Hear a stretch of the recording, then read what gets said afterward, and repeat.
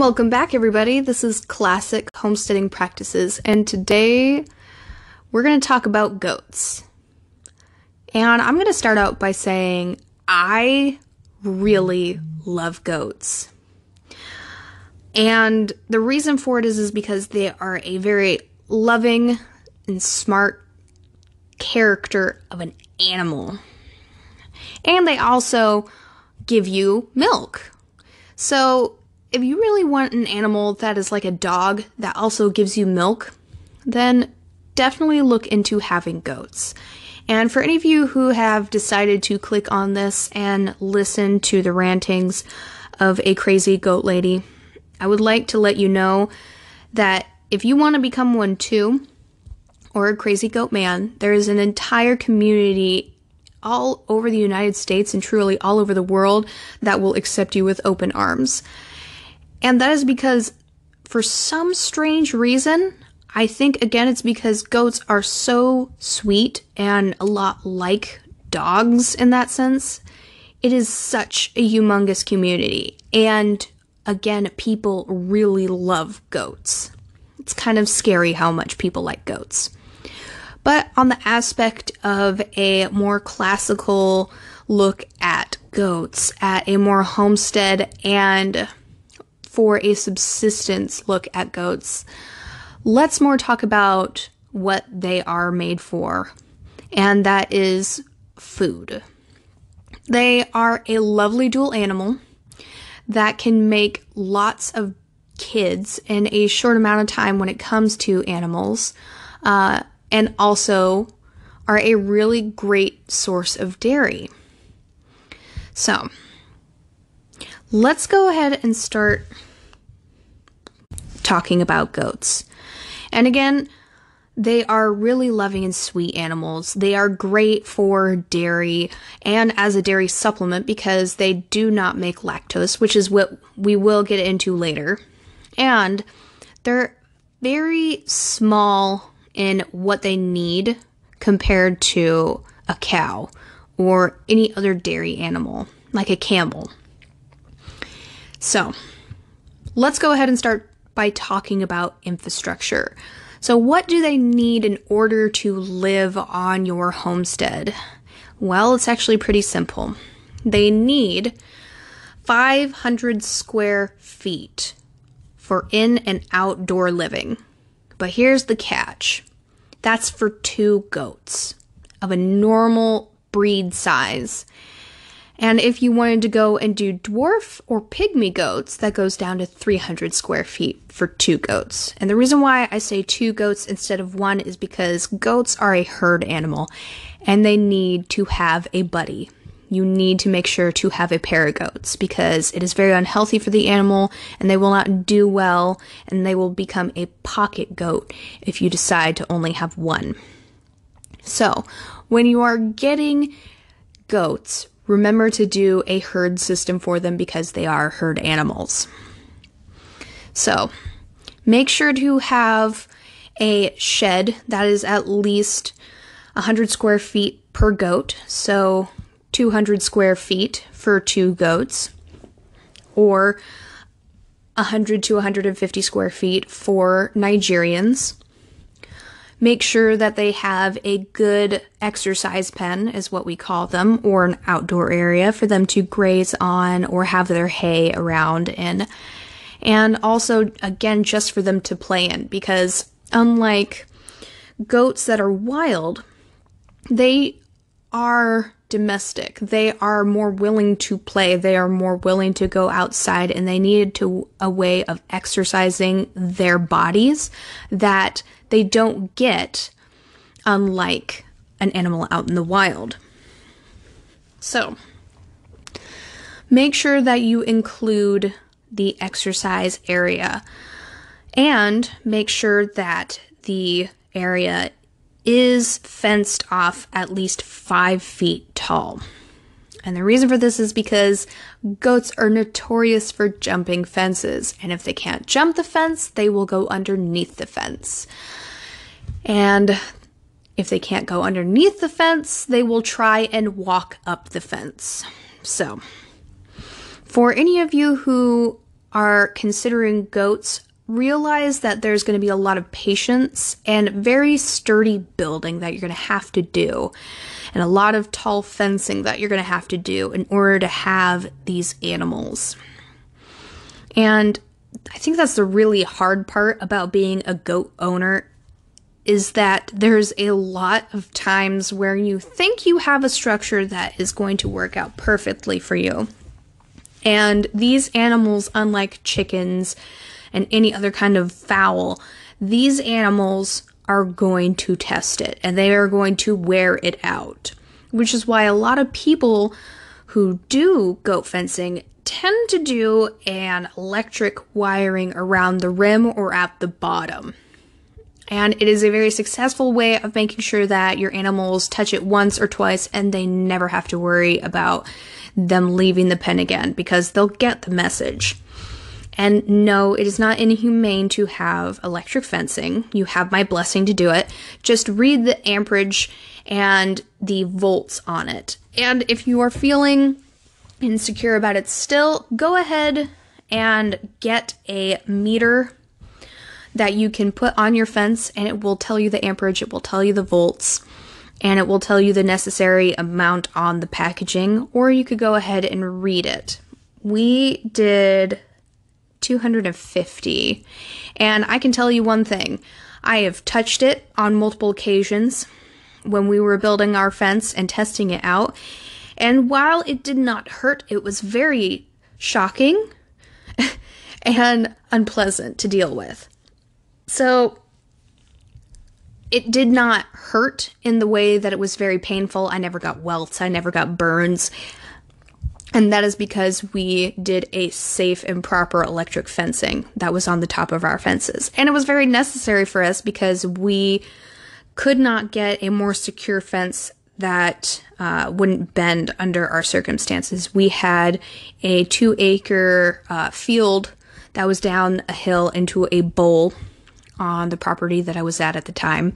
I had 7 goats, and one of them was very pesky about finding holes, especially holes that she made in our fences when it came to not being able to get over the fence per se, because again, we had that top wire, but being able to use her nose as a shovel to get underneath the fence and then maneuver her way into our yard pasture, which was never meant for her.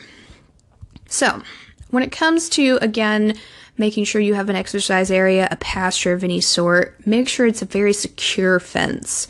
I would definitely suggest doing chain link fencing, or building a wooden frame and then putting chicken wire or cattle panels on the outside of it to make a nice frame. And that, cattle panels, has been one of the most secure ways of keeping goats in that I've ever seen, other than a chain link fence. But cattle panels are a lot less expensive than a chain link fence that I have found out. And yes, you are able to put it up to 5 feet. And if you don't want to do that, go ahead and do an electric fencing. Premier one has a really nice white electrical fencing. It's very loose, it's portable. So if you have a small area, or if you have an area that you want to just mark off for the goats, and then like every couple of weeks put them on a new part of the pasture, which is a really good way to pasture your animals. It's called succession pasturing, where you pick out a block of 4 spots on your property and then you just cycle your herd around those areas. But for people who aren't able to do that, still having a portable electric fence is fantastic when it comes to having goats. But I will say this, if you don't, being able to just make them a spot outside of their shed gives them the happiness and healthy ability to, again, run around and play and be goats. And it, at the end of it, gives them the quality of life that makes for a good, healthy dairy animal. And also, again, gives you more meat because they are willing to put on the pounds. They don't get depressed. They don't get stressed. And if you decide to do it for meat, it's just nicer to do that for them as a quality of life thing. So I would always suggest giving a little bit more room than the minimum if you're able to. I would suggest for people, if they do not have more than the minimum, go ahead and do a starter trial and do it with the smaller goat. And the reason for that is because, one, you're going to be able to give more space to a smaller goat, and two, you also get to see firsthand what it is like to have a goat, but it's on a smaller scale. So they can't run off with you. They can't drag you through the dirt if they get scared.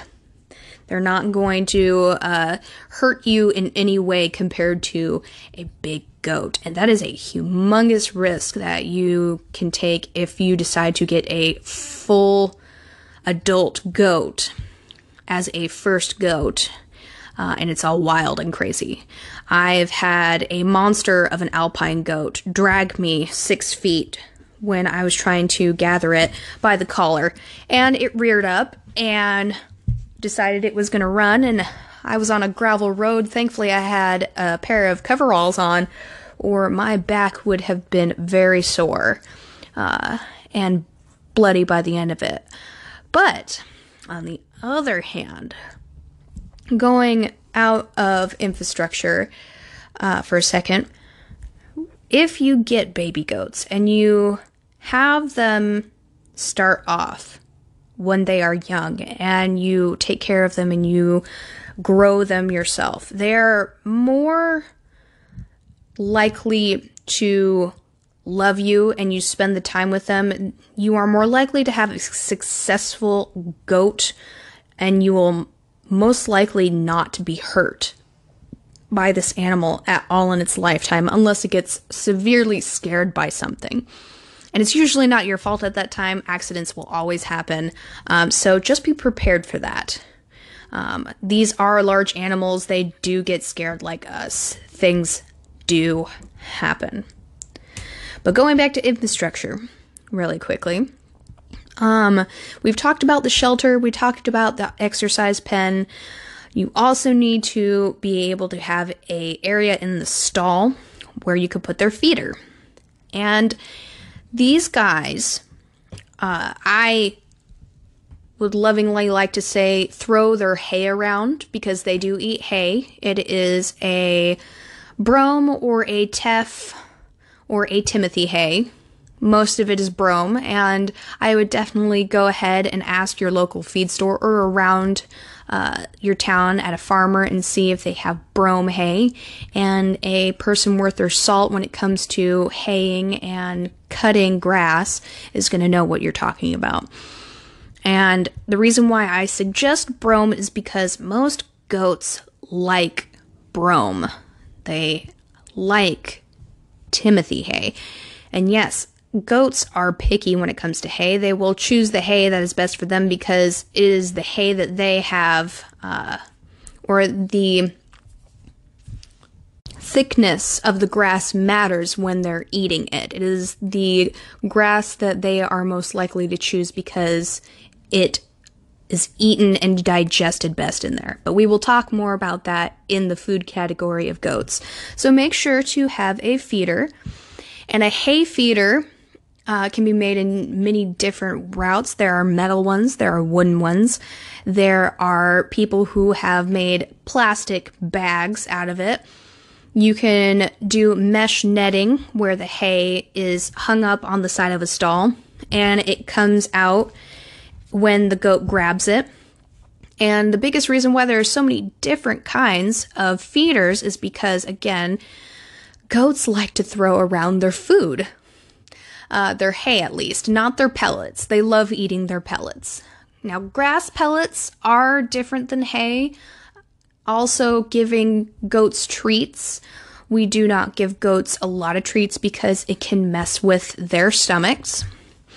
But you can put a side bowl for treats and grass pellets. You're also going to need a spot for their mineral block or for their mineral food crumble, which we will also be talking about later. So understand that you're going to have a couple different, yes, you're going to have a couple different feeders on hand, just because there are a couple of different things that goats need in their stall. Oh, and of course, don't forget the water bucket. So now that we have all the infrastructure laid out, let's also talk about their food. So goats are very finicky compared to fowl. It is because they are ruminants and they have a select amount of things that are included in their diet when they were wild that they do not have in most places in America where they are put into a stall and fed. And what I'm talking about is selenium and copper. Those are two vitamins that you need to be very aware of. When it comes to goats, it helps them with their fur. It is a very big thing in their diet to help them ingest vitamins better. And if they don't have either a copper bolus, which is a giant pill filled with little copper rods that you feed them every 3 months, or giving them a mineral block, which has copper, vitamin supplement, and selenium, and vitamin E in there. It's a giant salt block, basically. If you've ever seen those, either at Costco or your local feed store or Walmart, and put that on the ground. Or you also have a loose mineral feed, which you will see as goat mineral packs.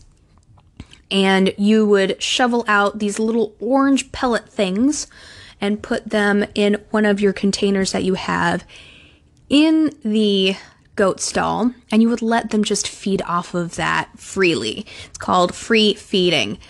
So those two things, basically, the selenium and the copper, are a humongous part of their diet just for the fact that they need it for their coat and also to regulate their diet a little bit better.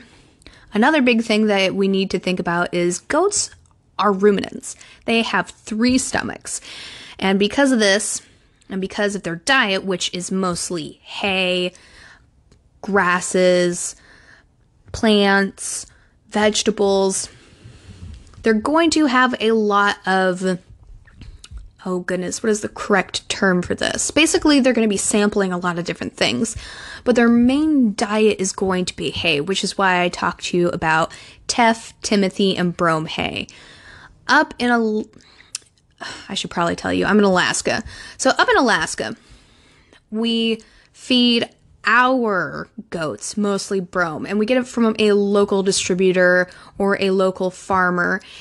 And for me personally, when I worked for a feed store, I got my hay from them. And the difference between timothy, teff, and brome hay is usually the sugar and the protein. Now, you don't really think about protein in a grass for your goats until they start nursing or they start milking. And the reason for that is you want to keep the protein up so that they're able to produce milk to a high or the highest production rate.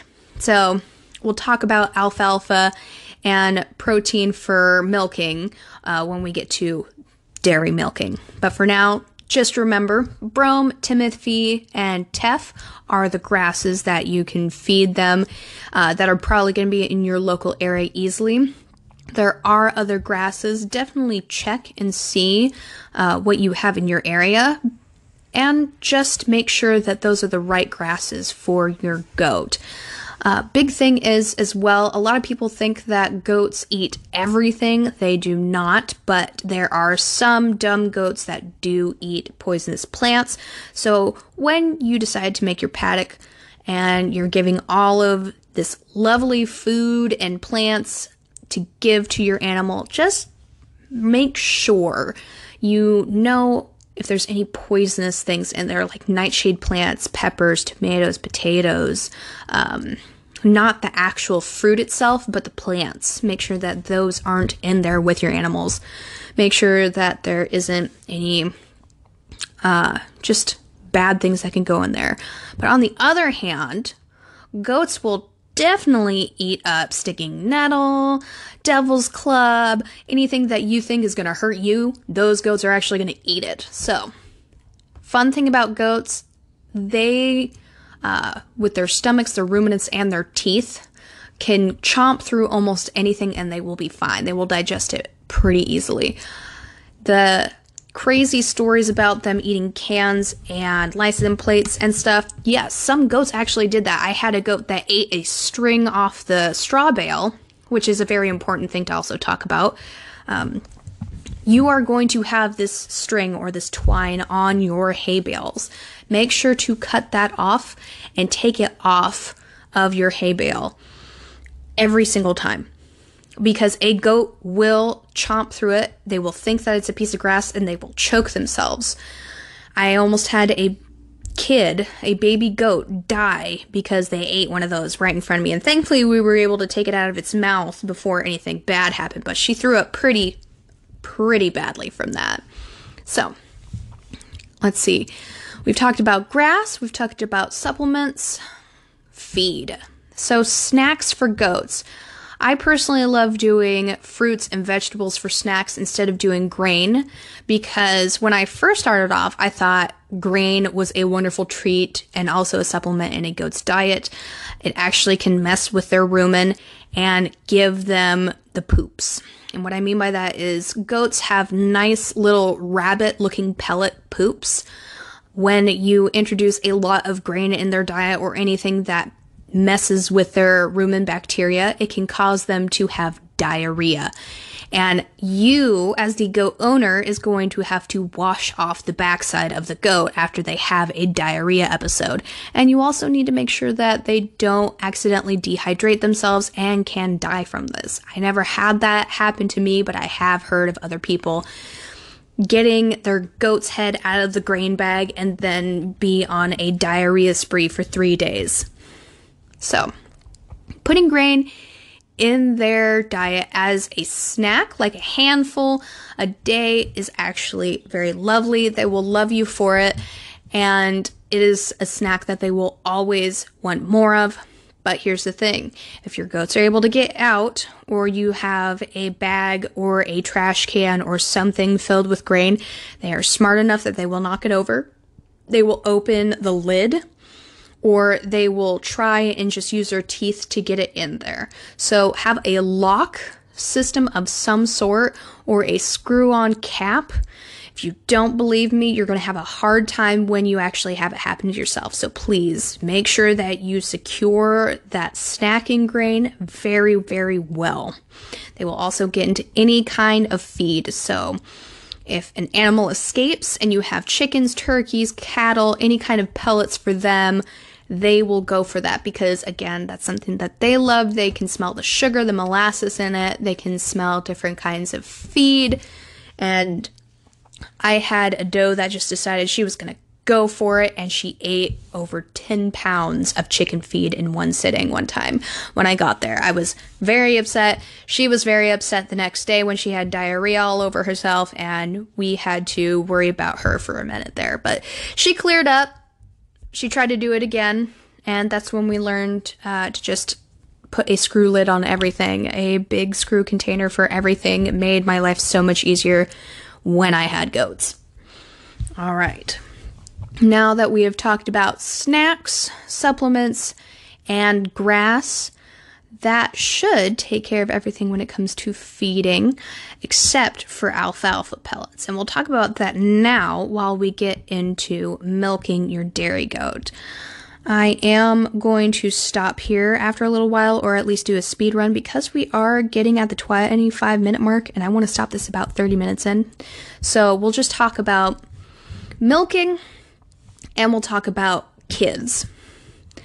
So, you have your dairy goat, which is called a doe, and when she is pregnant and gives birth to a baby goat or a kid, you now have milk that is being produced.